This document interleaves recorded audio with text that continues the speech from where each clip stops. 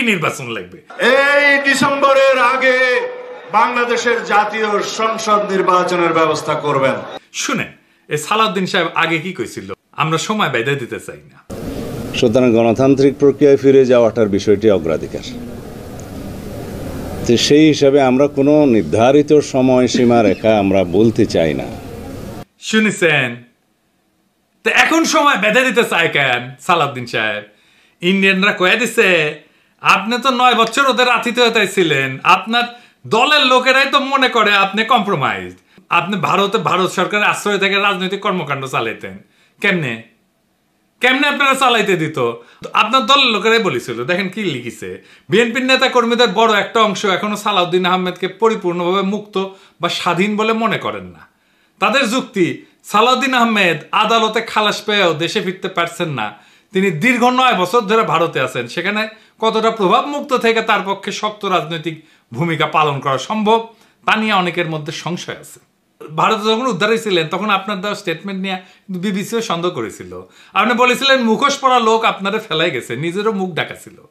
তো প্রশ্ন করেছিল মুখ ঢাকা থাকলে আপনি কেমনে দেখলেন মুখোশ পরা লোক ফেলাই গেছে আপনারে? যাই হোক, এ বিষয়ে পরে আসবো, আরো মেলা আছে। তারপরে তো এস আলম কেস আছেই। মানুষে মনে করে এস আলমের ব্যবসা এখন সালাউদ্দিন সাহেব দেখে। এমনি এমনি গাড়ির চুরি ছিল তাই না। সালাউদ্দিন সাহেব যখন ধরা পড়েছিল না, তখন এস আলমের ব্যাংকের এক ম্যানেজারের বাসার থেকে ধরা পড়েছিল। এস আলমের সাথে আপনার এত খাতির কেন সালাউদ্দিন সাহেব? আবার সালাউদ্দিন সাহেব কইছে বারবার মনে করাই দিবে প্রফেসর ইউনূসের সরকার অনির্বাচিত।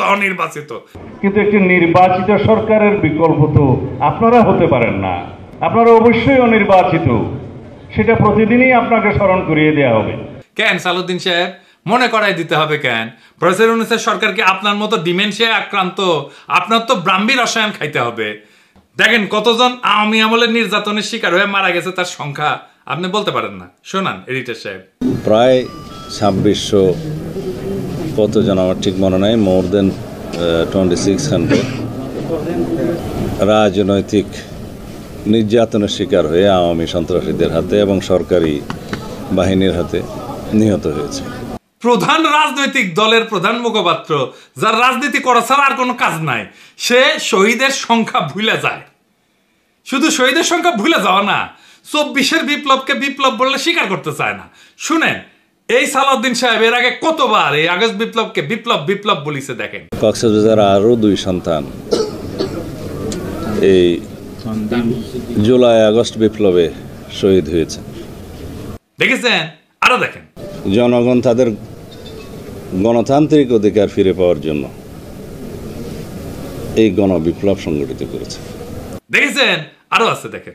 পৃথিবীতে একটা নজিরবিহীন ছাত্র জনতার বিপ্লব হয়েছে, সেই বিপ্লবকে পৃথিবীর সামনে দেখিয়ে দিতে হবে এই রক্তাক্ত বিপ্লবের মধ্য দিয়ে। দেখেছেন, বিপ্লব বলতে বলতে কাইট হয়ে পড়ে যায়। এইবার বলেন যে কয় মাসের মধ্যে সে চোখ উল্টায় দিচ্ছে। দেখেন কি করছে। এই দেশে গণতান্ত্রিক গণঅভ্যুত্থান, ছাত্র গণঅভ্যুত্থান সৃষ্টি করেছে।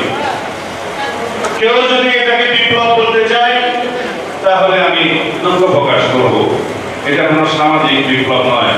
তো সালাউদ্দিন সাহেব, আপনার এটা মুখ না হাসিনার সাথে তফাৎ কি?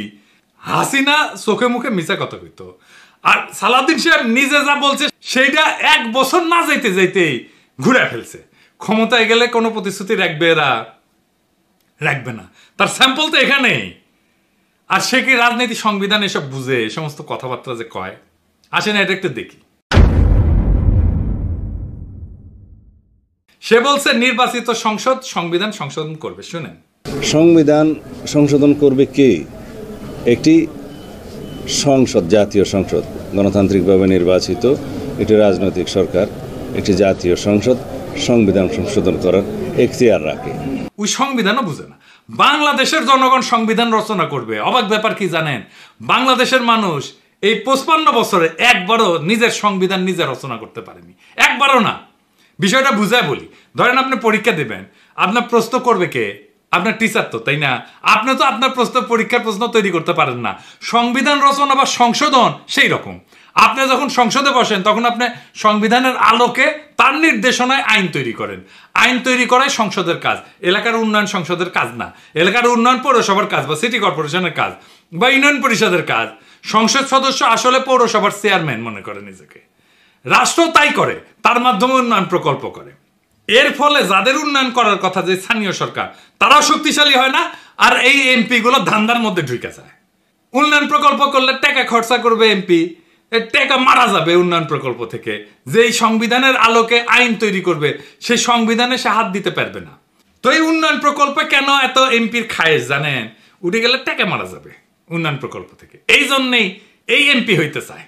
যে সংবিধানের আলোকে আইন তৈরি করবে সেই সংবিধানে তো সে হাত দিতে পারবে না, তাইলে তো সে সংবিধান এমন ভাবে বানাবে যে তার সুবিধা হয়। তাই সংবিধান রচনা করে গণপরিষদ। গণপরিষদের কাজ শুধু সংবিধান রচনা করা। সেই সংবিধানের আলোকে সংসদ নির্বাচন হবে, তখন গণপরিষদ ভেঙে যাবে। বিএনপি বলে আমরা নাকি নির্বাচন চাই না, মিছা কথা। আমরা নির্বাচন চাই, যত দ্রুত নির্বাচন সম্ভব সেটাই চাই, কিন্তু সেই নির্বাচন গণপরিষদের নির্বাচন, যা একটা নতুন সংবিধান রচনা করবে। বরং বিএনপি নির্বাচন চায় না, বিএনপি গণপরিষদ নির্বাচন চায় না, কারণ গণপরিষদ তো তাদের লুটপাটের রাস্তা বন্ধ করে দেবে নতুন সংবিধান লিখা। তাই তারা সংসদ নির্বাচন চায়। আপনারাই বলেন, হাসিনা যে সংবিধান রেখে গেছে, যে সংবিধান খালেদা জিয়া ছুঁড়ে ফেলে দিতে চাইছেন, সেই সংবিধান বদলাইতে চায় না কেন বিএনপি? এই প্রেম কেন হাসিনার সংবিধানের প্রতি, সেটা আমরা জানতে চাই। নয়তো ব্যাখ্যা দেন কেন খালেদা জিয়া সংবিধান ছুঁড়ে ফেলে দিতে চাইছিলেন। সে বলে প্রফেসর ইউনূসের সরকার অনির্বাচিত সরকার। আসেন এটা একটু বুঝে দেখি, আগে এটা শুনে। কিন্তু একটি নির্বাচিত সরকারের বিকল্প তো আপনারা হতে পারেন না, আপনারা অবশ্যই অনির্বাচিত। সেটা প্রতিদিনই আপনাকে স্মরণ করিয়ে দেওয়া হবে। সালাউদ্দিন সাহেব 1975-এর 7 নভেম্বর থেকে 1978 সাল 3রা জুন পর্যন্ত জিয়াউর রহমানকে নির্বাচিত সরকার ছিল।